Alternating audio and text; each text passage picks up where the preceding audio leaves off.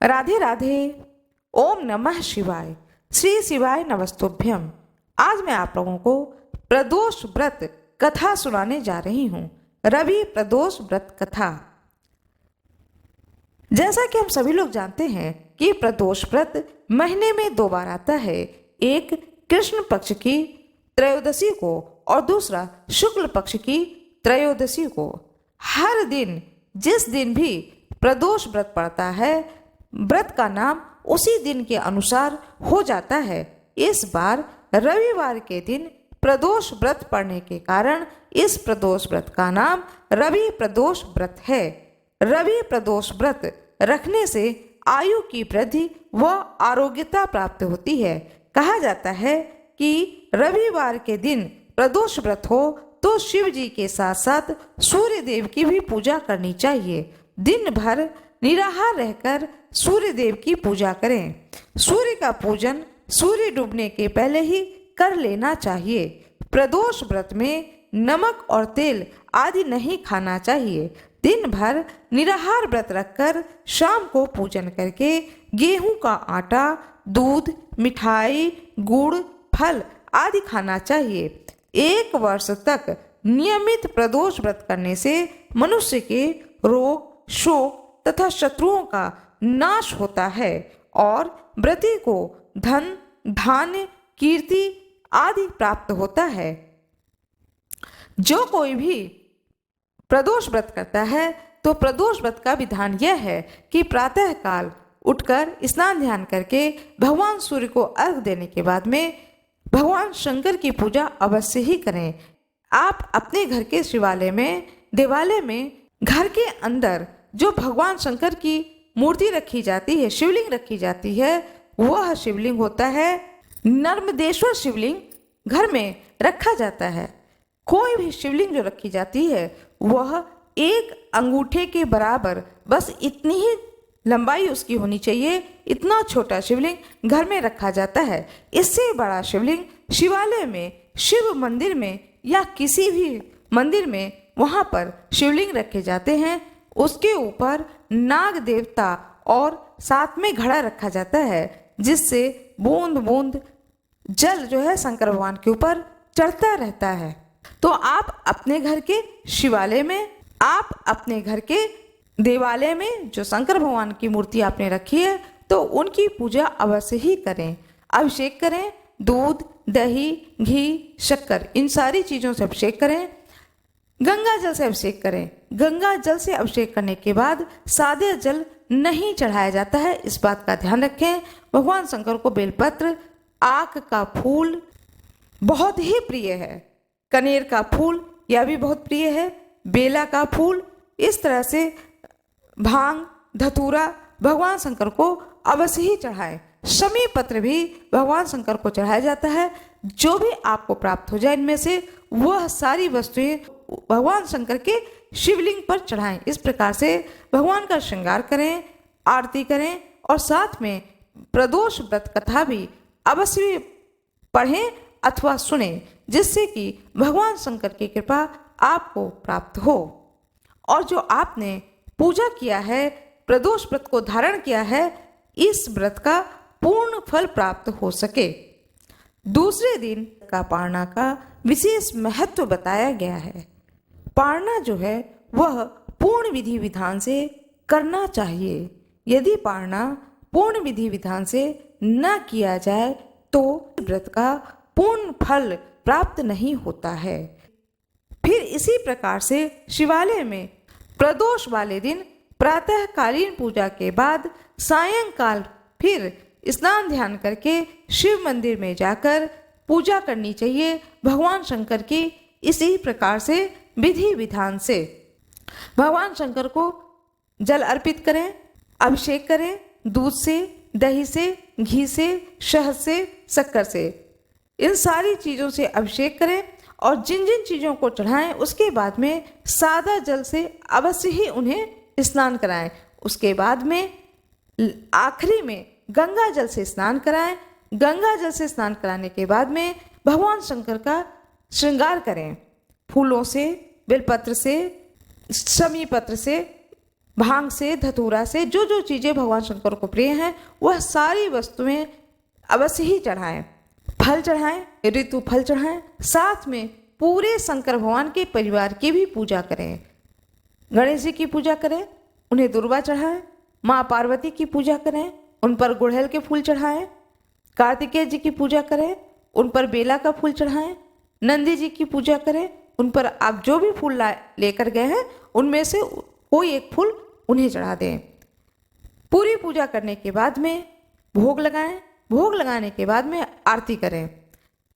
कथा अवश्य ही पढ़ें अथवा सुने। कथा पढ़ने और सुनने के बाद में आरती और स्तुति की जाती है। आइए प्रेम पूर्वक भगवान शंकर का रवि प्रदोष व्रत कथा को सुनते हैं। एक बुढ़िया थी, वह रविवार के दिन हमेशा अपने घर को गाय के गोबर से लीपती थी तथा सायंकाल से पहले ही पूजा करती थी तथा मीठे पकवान एवं फलों से नैवेद्य लगाती थी और जब पूजा कर लेती थी तब उसी प्रसाद को स्वयं खाती थी। इससे शिव जी और सूर्य देव उस बुढ़िया के ऊपर प्रसन्न हो गए और उसके पास किसी भी प्रकार की कमी न रही। उसकी संपन्नता को देख करके पड़ोसन उसके ऊपर बड़ी ही ईर्ष्या करती थी। उसने अपने मन में सोचा कि यह बुढ़िया मेरी गाय के गोबर से अपने घर को लीपती है, जिसके कारण इसके घर में इतना अधिक धन धान्य भरा हुआ है। अतः उस पड़ोसन ने अपनी गाय को घर के भीतर बांधना प्रारंभ कर दिया। इस कारण से उस बुढ़िया को जब अगला रविवार आया तो उसे गाय का गोबर न मिला। उसने अपना नियम भंग जान करके बहुत ही चिंता की और उसने सोचा कि जो मैं इतने सालों से नियम को कर रही थी कि मैं गाय के गोबर से लिपती थी, भगवान शंकर की पूजा करती थी, उनके लिए मीठे पकवान बनाती थी, सूर्य देव की पूजा में करती थी, वह सारा ही नियम अब मेरा खंडित हो गया। अब मैं गोबर कहाँ से लाऊं? ऐसा सोच करके उसने अगले रविवार को कोई भी नियम नहीं किया, उपवास भी किया, लेकिन उसमें उसने निराहार ही व्रत को कर लिया। रात में जब वह भूखे ही सो गई तब भगवान सूर्य देव ने भगवान ने उस बुढ़िया को स्वप्न में आकर कहा कि तुम्हें आज गोबर नहीं मिला, जिससे तुम बहुत ही दुखी हो गई। अतः तुम्हें मैं एक ऐसी गाय देता हूँ जिससे कि तुम्हारे सभी कष्ट दूर हो जाएंगे और सारी मनोकामनाएं पूर्ण होंगी। सुबह उस बुढ़िया ने देखा कि आंगन में अपने बछड़े के साथ एक बहुत ही सुंदर गाय खड़ी है। तब उस बुढ़िया को स्वप्न की बात याद आई और उसने बड़ी ही प्रसन्नता से गाय को ले जाकर के बाहर बांध दिया। बुढ़िया की गाय को देखकर उसकी पड़ोसन को और भी अधिक ईर्ष्या हो गई।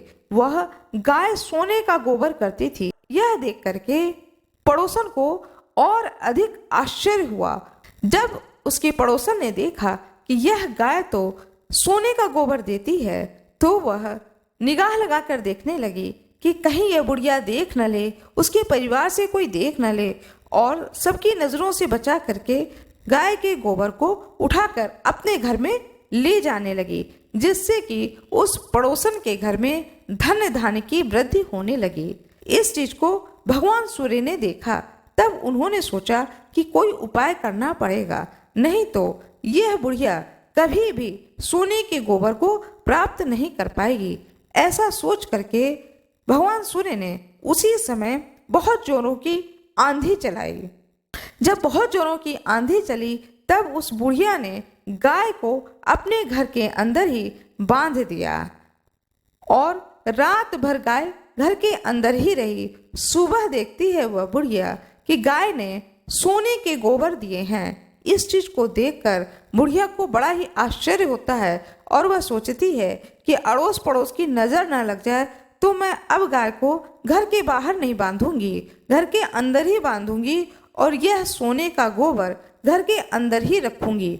इससे मेरे घर में धन धान्य की वृद्धि होगी।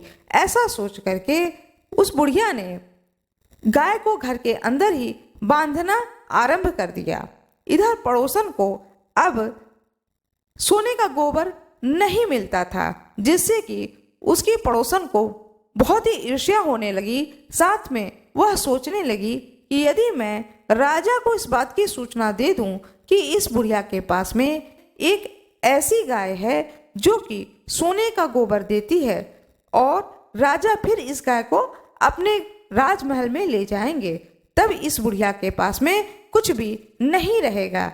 ऐसा सोच करके वह पड़ोसन राज दरबार जाती है और राजा से कहती है, हे राजन, मेरे घर के बगल में एक बूढ़ी माता रहती हैं, उनके पास में एक सोने का गोबर देने वाली गाय है।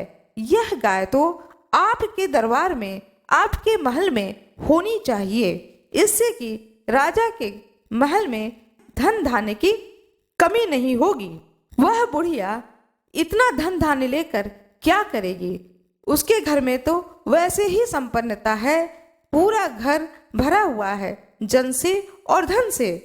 राजा को यह बात बहुत ही अच्छी लगी। राजा ने तुरंत ही अपने सेवकों को बुढ़िया के घर में भेजा और कहा कि जाओ उसके घर से उस गाय को ले आओ और ला करके मेरे महल में बांध दो। सेवक जाते हैं और बुढ़िया से कहते हैं कि महाराज की आज्ञा है कि इस गाय को राजा के महल में होना चाहिए। बुढ़िया कुछ नहीं कहती है और सेवक गाय को ले जाकर के राजा के महल में बांध देते हैं। इधर दूसरे दिन जब सवेरा होता है तो राजा सबसे पहले देखने जाता है कि देखूं तो सोने का गोबर कैसा होता है। जब वह देखने जाता है राजा, तो देखता है कि पूरे महल में गोबर ही गोबर फैला हुआ है और गोबर की बदबू आ रही है।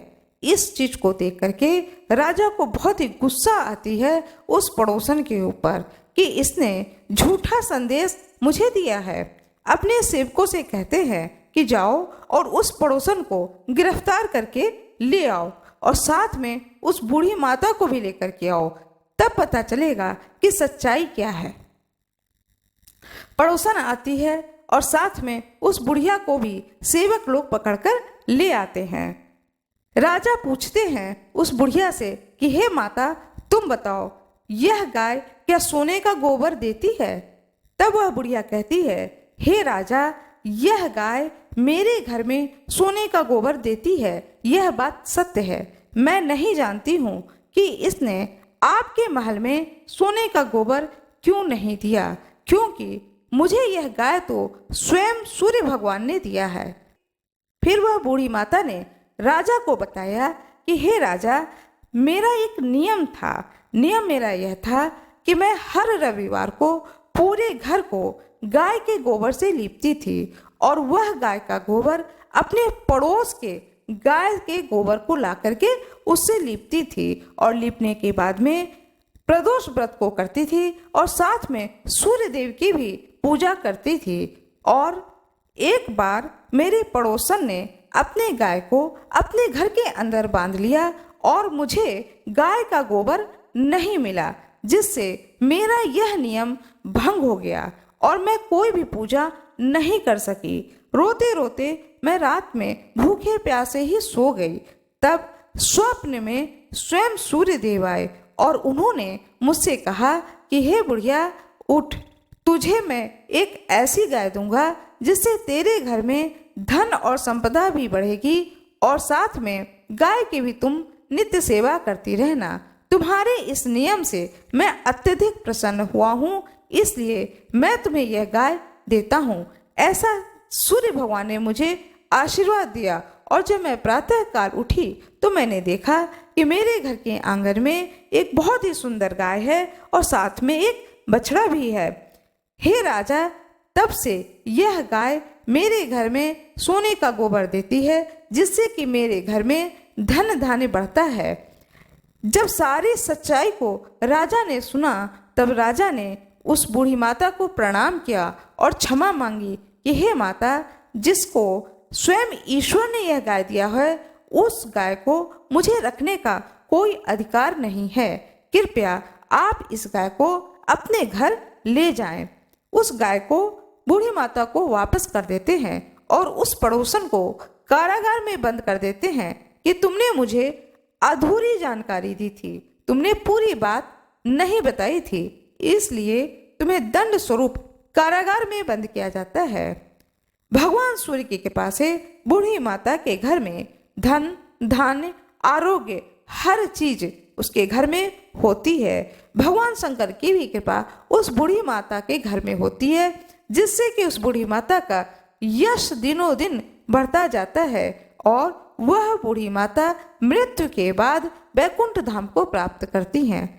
भगवान शंकर की जय हो, सूर्य भगवान की जय हो। आशा करती हूँ कि आप लोगों को यह कथा बहुत ही अच्छी लगी होगी। आप लोगों को यह कथा अच्छी लगी हो तो कृपया वीडियो को लाइक करिएगा, चैनल को सब्सक्राइब करिएगा, बेल आइकन दबाना ना भूलिएगा। आप लोगों का बहुत बहुत धन्यवाद।